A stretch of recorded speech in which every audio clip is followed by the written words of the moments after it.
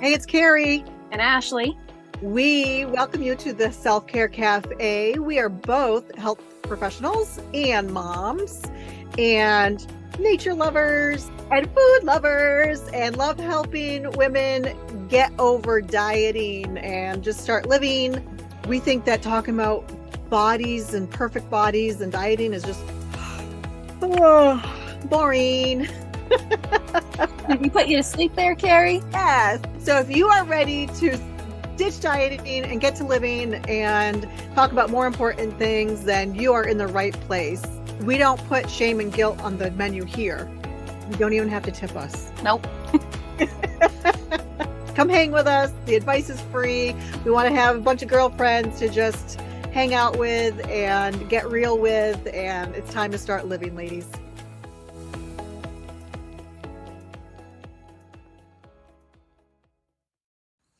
Welcome back, everybody. So this week is our part 2 of our nutrition myth busting episode. We didn't have time for the whole thing last week. So here's the rest of our conversation. We're going to jump right into it. Hope you love it. And that brings us to the next myth, where there's only one right way to eat. Wrong. If that were true, we would have probably figured it out by now, right? Like everyone would probably eat pretty similarly. But if we look worldwide, like how different is it? Like it's night and day in some places for sure. And, you know, there's the general recommendations of nutrition, which are, fruits and veggies, whole grains, lean proteins, things like that. And there's still room for fun stuff. Like we don't have to just eat food that's healthy for us all the time. There's room for other things. Right. Remember, try not to put your nutrition under a microscope. Yes, we do that so much. We overthink it. We overanalyze it. We pick it to death. We feel bad about if we eat one thing that we think is not healthy. So frustrating because again, like even Carrie and I, we're both health professionals. We eat differently. Carrie's body needs things a little bit differently than mine does. And everybody has similar experiences with that, I think. Absolutely. What about the good food, bad food myth? Right. And that is kind of right with what we were just talking about, because I think a lot of us put a lot of pressure on ourselves to only eat quote unquote good foods or healthy foods, and try to avoid those bad or unhealthy foods, however you like to think about it. But when we do that, we're putting that like morality into food. And so if we end up eating those quote unquote bad foods, then we have that like guilt shame spiral happen because why couldn't I have just avoided that? I'm so bad because I ate such and such, whatever, pizza, chocolate cake, I don't know, whatever it is for you. And that is no way to live with food. Like we can eat what we want and not have to feel any which way about it because we're nourishing our body. Right. We tend to, even if you haven't put it on paper, in our heads, we tend to categorize foods, right? We've got the good category, and we've got the bad category. And when we eat from the good category, we're good, we're okay. When we eat from the bad category, we are stupid, we're weak, we are shameful, how we're bad. Why would you do that? Right. And a lot of times this also comes down to, when we label foods, but also how we try to deprive ourselves from anything from the bad category. Right. And then until we can't stand it. And then probably when you go to eat it, you end up eating, binging on it because you avoided it and you've deprived yourself of it. Right. It's just like this cycle that we get ourselves into that just perpetuates like the guilt shame cycle. It really does. And it's interesting because almost all of my clients that I see like one-on-one, we go over like a typical day of eating. That's just part of, our assessment. And it's almost every person. I do really good, quote unquote, during the day and I eat XYZ foods. And then at night, I'm so bad. Like it's such a common theme. And it's because we're not eating enough during the day because we're trying to stick to those quote unquote good foods, which aren't giving us enough. And your body knows better. It's like, excuse me. Yes, we ate food today, but it wasn't enough for me. So now I'm going to ask you by craving something for some more energy, right? Because calories are energy. And then we try to battle our body. And then, like Carrie said, we might end up binging on that food or feeling guilty about it or questioning Yeah. our body, like, what are you doing? Mhm. Well, we don't even question, we make it on ourselves, right? Right. That we're weak, we don't have willpower. Mm-hmm. And during the day, it's like when we're in public, we are showing that, we're a good person because we're eating quote unquote right. Right. And then what perpetuates that shame is that it's probably done more in private, right? And Mm-hmm. so no one can see, so I'm going to eat this. And then you feel more shameful versus if you just eat it and enjoy it Yes. wherever you are. And you probably, a lot of times when you do that and you stop depriving yourself, and taking away that label of, oh, this is bad. Like we almost like kids, right? Like Right. wasn't there a study that was done where kids, they were put in a room with M&Ms and Yes. they were told that you could eat every M&M you want except the red ones. Mm-hmm. And then what did they And go they for? ate the red one. Red. And Yes. we're so different. Like our Yeah. brains, yes, they mature in certain ways and stuff, but there's still that little kid in us Right. It's that like wants that red restriction. M&Ms. Yeah. If someone tells you you can't do something, that's the first thing that you want to do. It's just how our brains are wired. And Mhm. then another part of it is like all food provides us nourishment in some way. Like Twinkies are going to save us if we're starving to death. Like it all gives us If you're diabetic and your blood sugar is tanked, yep, exactly. And so all food gives us some sort of fuel. Some acts a little bit more quickly than others, and some acts a little bit slower than others. And that's, I hate to say it, but that's pretty much the difference. Like Mhm. we overthink it for sure, is the gist of that. Yeah, yeah, for sure. Okay. Next myth. You should only eat the serving size on the label or whatever the, recommended portion size is. Is that true? That's definitely a myth also. So the serving sizes on like labels, for example, are there just based on math and science because they have to put something on there. And so the manufacturer, food company, or whoever's creating this label, they have to choose some amount of food to analyze to be able to put those numbers out there, right? If they didn't pick an amount, they couldn't give us that number. So they try to pick like a quote unquote reasonable portion of whatever it is. I think they're supposed to pick something that's like an average consumption or something like that. And they have gotten better. I will say that in the past, they were really small. Now Yeah, things like a are quarter of a cup of ice cream or something. right. Or like even a 20-ounce bottle of soda before was like 2.5 servings on the label. And now it's one bottle, but then also like one can is one serving. So it's not like they across the board took like 4 ounces of soda and made it a serving. So I think that's the point is that you can eat whatever portion is feeling good to you in that time or place. We might eat 7 crackers today, but maybe tomorrow we're going to eat 15. It all depends on how hungry we are and what we need.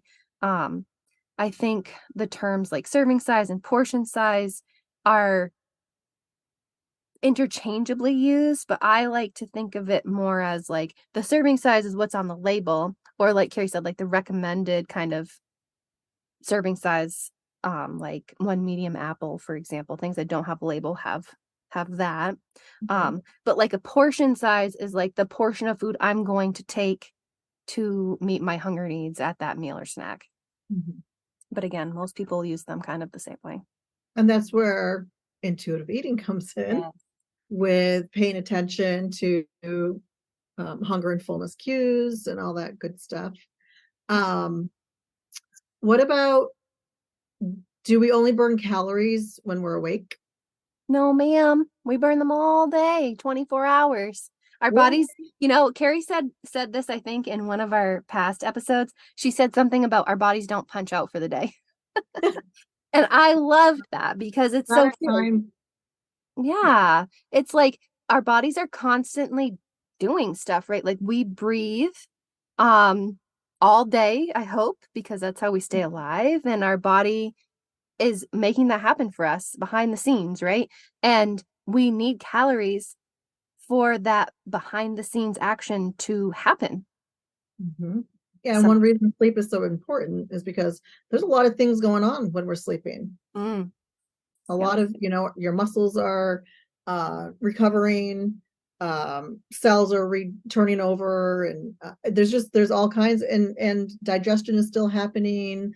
Your heart's still beating, right, I guess like you're still breathing. All your organs are still doing something. Um, so, and your body's still burning calories because if it didn't have any, you wouldn't be alive. right, exactly. And we need calories for our body to figure out what we need to do, and then we need calories for it to do the thing, right? Like it's not just this one thing that we're needing it for. Okay. So we burn calories around the clock, but what about I've heard that you shouldn't eat past 7. I've heard that a lot too. Um, but again, our bodies aren't machines. We don't punch out. Our body is meant to be able to process food anytime.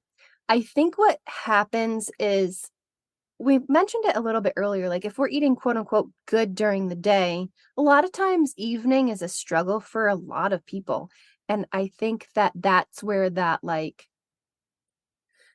guilt shame rolls in because maybe I'm really hungry after 7 o'clock and I quote unquote shouldn't eat because my body can't handle it. I think that's the main expectation there, right? Like our body can't digest food correctly past 7 p.m. or it just goes to like fat storage is another thing I've heard. But that's not how it works. We just fuel our body how we need to. Um, again, based on the intuitive eating, listening to our body, and whether that's 10 p.m., if you're hungry at 10, we can listen to that and say, oh, I need a snack if I already had dinner.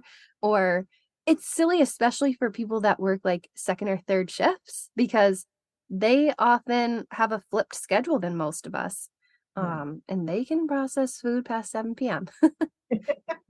Right. And with that said, like if you have, acid reflux, or you find that you just have a hard time falling asleep on a full belly, then but you find that you're still hungry, like again, gauge, like maybe don't have a full meal before bedtime. But I can't sleep if my stomach is really rumbling and stuff. I will have to have a little snack Right. before bed. Yeah. But again, just like use some common sense too. Mhm. So if you're eating a bunch before bed and then find that you're really uncomfortable or just can't fall asleep, then don't eat that much before bed. Right, and Uh, try to space it out during the day, like, because if you're not eating enough during the day and then you have or you feel like you have to have this huge giant dinner meal, but it's uncomfortable for you, see if changing around the times of when you eat helps not be so hungry at that dinner meal.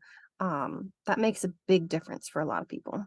yeah. And some people too, when you mentioned the evening Mm, eating, be honest with yourself and ask yourself if you're using the food as a coping yeah, method, right? Like in the evenings when all of a sudden things are quieter, you're not at work anymore, and maybe kids are in bed or whatever, all of a sudden your mind, right, starts going and you start thinking about stuff. And so for some people, that is that eating, the especially the binging at yes. night, is their coping mechanism. So being honest with yourself about that too. Yes. and and that's another topic, but starting there and just being aware, start noticing, Right. being honest with yourself, like, okay, am I trying to basically shove my emotions inside by eating? Yeah, and if you haven't already, we do touch on that in our hunger blueprint downloadable, which is available in the link in the show notes. It helps you kind of decide, well, what am I using this food for? Am I meeting my physical like nourishment needs right now, or is it more of an emotional coping mechanism, like Carrie was just saying? And yes, if you feel like you're constantly eating past 7 p.m., let's just say, um, but it's for an emotional reason, I think we really need to get to the root of that and figure that out. Like, if any time that you're eating or using food or whatever is kind of giving you that like gut ick feeling, um, like the intuition, not actual like my belly hurts. I think it's something to explore because, it's not just, oh, I shouldn't be doing eating past 7 or whatever. That's a whole different story. Right. Yeah. It's a fine line there for Right. sure. Yeah. What about the myth? I've seen this a lot with people too, like some people just beat themselves up so bad. Like once they've eaten something, whether it's a meal or a snack that they feel I shouldn't have eaten, oh, I blew it Right. all. Right. Yeah, like, oh, we went out for ice cream and I had a small ice cream, or I had a Snickers bar or whatever, and so I blew it, and oh my gosh, I can't believe it. Um, and even people with blood sugar issues, oh my gosh, my blood sugar is gonna be 1,000 or whatever they might think. But it's so not true. Like one snack or one meal or one food is not gonna, unless you're allergic to it, like we said, Right. is not Right. gonna make or break your nutrition at all. It's just not how our bodies work. Like we said, our bodies are meant to like process things on a regular basis, and it's all about patterns. And so if you're having something fun once in a while, or honestly, I have something sweet every single day, um, it's not going to make or break your nutrition or your health, probably, like I said, unless you're allergic to it. So we can let go of some of that guilt and shame around eating, like sugar, for example. That's a big one. I think people are really scared about sugar. Yeah, for sure. It's big picture, people. Yes, The big exactly. picture. We tend to put our nutrition under a microscope, and it's just, again, it just creates this guilt shame cycle, and we beat ourselves up, and that's worse for us Yeah. on a mental health basis. So um are you seeing a pattern on what we're talking about here? Like it all is connected. Yeah. Yeah. What about the myth about processed foods? First of all, what foods are processed? Well, Carrie, thanks for asking. I think most foods that we buy at a store are processed. And I think Mm, most people, when we talk about processed food, they're thinking like box mac and cheese or deli meat or pizza or something like that, where there's probably a lot of like added sugars, added salts, and things like that. But in reality, anything that has been through any type of process to be able to get into the package that they're selling is considered processed. So, like canned peaches, for example, technically those are processed foods because they went through a process to be able to be canned. mm, good point. Yeah. And Um, even like whole grain crackers, yep. right? Would Yep. be like things that we might traditionally think as healthy, and they are, quote unquote Right. healthy. Um, but it's been like the wheat to make the crackers had to be processed. You're not getting that. Right. We're not just going out in the field and eating wheat off of the stem. Right. So that's what our point is. Like most foods, when you go to buy meat, even fresh meat, that meat has been processed. You're not going to the cow. Right. And lopping off its whatever. Right. It has been processed on some level.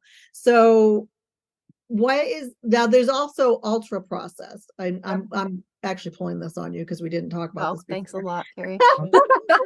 But that would be more of the, right, those really Right. super processed foods like that have a lot of added sugar and salt Yes, yes, yes. and, Like, and artificial colors and flavors, yes. right? Yep. Yeah, Okay. exactly. Okay. Good. So ultra processed versus processed. Right. So what about convenience foods? So convenience foods are things that I think of as also processed foods, but like, for an example, if you buy like cut up pineapple at the store in the produce aisle, that's processed because it's already cut for you, even though it's a fresh pineapple. but they're all such time savers. I love those types of foods, and I'm always excited to see like how food companies or whatever come up with new ways to help us out, because I don't know about you, but I do usually enjoy cooking, but I also don't want to be in the kitchen for like 6 hours. Agreed.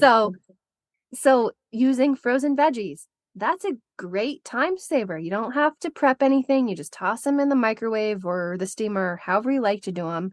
And it's convenient, and we're still getting the benefits of the vegetables. Or deli meats. Yeah, they're processed a little bit more than just like meat off of the cow, like we mentioned earlier. Um, but they're a great protein source for some people. Other people, they're probably not the best choice for, like if you're watching your blood pressure and they're really high in salt. Or But if you have gout. right, they are all have their time and place depending on what your health concerns are. Yeah, I love the prepackaged veggies, like the fresh ones. Save so much time having to cut and wash. And Mhm.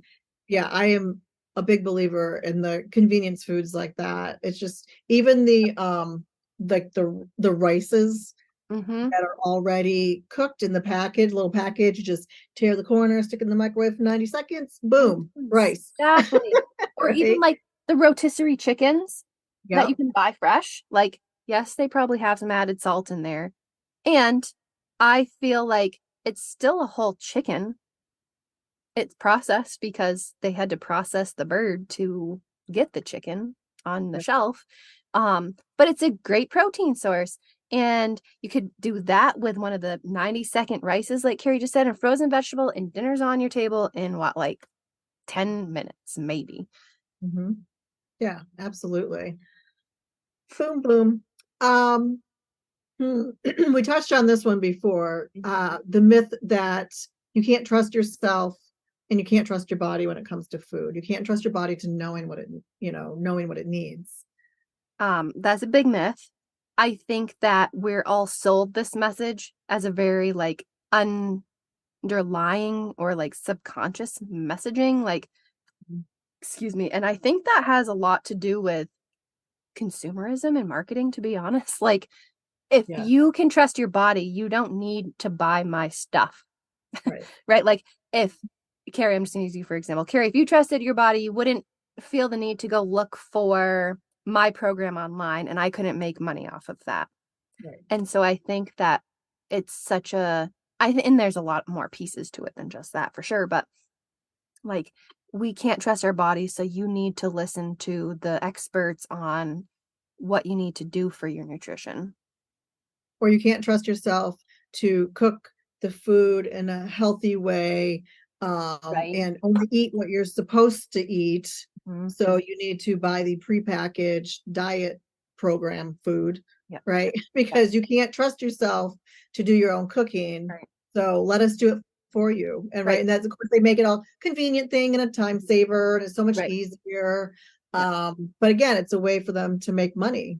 Or And I can't forget how many billions of dollars now the diet industry is up the to. last time I looked, it was 72. Ugh, And you just brought up another good point, like portion sizes, and we touched on this a little while ago. Um, we can't trust you to stop yourself from eating too much of whatever this food is. So here's your portion size, serving size, amount, and you should stick to it. And again, that's a big myth, because we can eat more than that and our body can handle it. And we're relying on our hunger and fullness cues instead of this, like, who knows, yeah. other source to tell us what our body needs when they have no idea. They don't live in your body. They have no idea. Like, do you have a really active job? Right. And just they don't know what your lifestyle is like, what your natural metabolism is like, your genetics, and your any medications that may or may not, you know, make you Right. gain weight or lose weight or whatever. Mhm. And there's so much to it. And this whole it really irks me with the whole you can't be trusted, because that really is, even if they don't come out and say it, that really is that Right. underlying. And we need to stop giving our money to companies like And that. Because Uh, we're born with this, right? Like we are born with knowing how to deal with food and nutrition. Babies do it every day. They tell you when they're hungry, they tell you when they're full. Toddlers, they're a little trickier, but they do it too. And then as kids get older, the adults are putting all of their food beliefs and food rules onto kids. And that is what erodes that self-trust for food and nutrition, especially. And it's nobody's fault. It's just our culture and how things have worked for however long we've been around as humans. But I think we can do better because we can trust our bodies. We can figure out what foods make us feel better generally, what foods satisfy us, what foods taste good to us, and include all of those. And yes, it's normal to eat past comfortable fullness sometimes. And yes, it's normal to accidentally skip a meal sometimes. Um, it's when we're doing those things maybe on purpose. That's when it's not necessarily normal eating. And that's when we need to say, hey, I'm actually not nourishing my body in a way that's helping it in the long run. So, how can I get that inner nutrition wisdom, as we like to call it, back? yes, absolutely. That was good. What about I like I've heard I have to eat at certain times of the day. Yeah, it's kind of like the 7 p.m. thing. Um, no, you don't have to. You can choose to. Or that I have to eat 6 small meals a Right. day or just 3 square meals a day. Right. So it comes back to what we were just talking about, the whole like trusting your body to figure out when am I hungry generally? When am I full? Like how much food fills me up? Can I make it with just 3 meals a day? Personally, I usually can't because my stomach is not the best in the morning. So I have what I almost like to think of as like first breakfast or pre-breakfast and then like maybe The an hour, breakfast appetizer. yeah, or maybe something really light for the most part, and then like an hour or two later I'm ready for way more food. um and that's not going to work for everybody, especially for people's like, and it comes down to all of the things, right? Your schedule, your budget, your belly, all of it. How can you figure out what do you need? Do 3 meals keep you full all day long? They don't for me. I need snacks. Yeah. But my meals tend to be smaller too. And so if your meals are bigger, maybe they do last you longer. I tend to be more of a grazer, Yeah. like naturally more of a grazer. I remember my gram saying that to me once. She goes, "You're really a grazer, aren't you?" Yep. Same. Because Same. it's just small amounts. My belly feels better like that. Instead of sitting down to big, 3 large meals. Right. It doesn't make, I just don't feel as good Right. with doing So that. so you can choose whether the a bunch of small meals or snacks or however you like to think of them works for you or whether the 3 meals works for you. But the point is, it's what works for you, right? You can decide, am I hungry at this random time? And normally I try not to eat because it gets in my way. It's not in my work schedule or whatever. But then you tend to eat like way too much at lunch, for example, and then your belly hurts. That's something to look at. Like, using your experiences to figure out what does work for you. And it gets trickier with a family. Maybe we should do a separate episode on that, intuitive eating for families. Mhm. Um, because sometimes you can't, right? Like sometimes it's not going to be convenient. Right, You got a meeting coming up. Well, it's right during lunchtime or whatever. right, Well, how can you get a snack in before that? Right. It's like it's some of it's just being reasonable right. and I like to realistic call with it it. yeah, I like to call it practical hunger Yes, I because like that. yeah, like Carrie said, if there's a meeting and it's normally at my lunchtime, sometimes I'll just eat during the meeting and I don't care. Or But if food's really kind of not allowed, which is ridiculous if people are having a noon meeting, that's just nuts to me. But anyways, um, I'll figure out a way, like Carrie said, maybe I'll have a snack before, maybe I'll have a bigger breakfast, or I don't know, whatever it might be to figure out a way. Because if I have to be functional, I cannot have low blood sugar. Right. Exactly. Yeah. And FYI, a lot of brain fog is caused from not eating enough. Yes. And that's so interesting you brought that up because I was just talking with a client the other day about like hunger signals and what they might look like. Especially if we've dieted for a long time, our hunger signals get really quiet or they I show think up in different ways, maybe. Sometimes we don't really notice them anymore. Um, and that fogginess or like lack of clarity or difficulty concentrating or whatever is a big sign of hunger. And I feel like a lot of people feel like that in the afternoon. And I mhm, bet that it's not just from being tired or needing a caffeine break or whatever. They right, probably haven't eaten enough during the day or they're ready for a snack. right. And then Absolutely. we ply ourselves with coffee and candy bars. Uh, this is a good conversation. Anything Yes, else you can think of? I think we covered a lot today. We sure did. But I love that you thank you for bringing up the hunger blueprint. Yes. That's always a good place to start Hmm. uh, when you're learning about intuitive eating. Yeah, and trusting your body again, right? Because we have to start somewhere. Right. Um, And there's a saying in the coaching world that the way you do one thing is the way you do everything. yeah, So if you do not trust yourself with food, you probably don't trust yourself in other areas right. also. So trust would be a whole area to be working on, not just around food, but in general. So For sure. side note. Yeah. And Awesome. if you have questions or comments or want to chat with us, you can find us in lots of places. We're on social media. Our links are in the show notes. Spotify, if you're listening on Spotify, has a cool little like Q&A section that you can leave comments and questions or whatever on. Um, and yeah, I think that's most of the places you can find us. Awesome. Well, until next time, Until next time, love your love latte. your latte.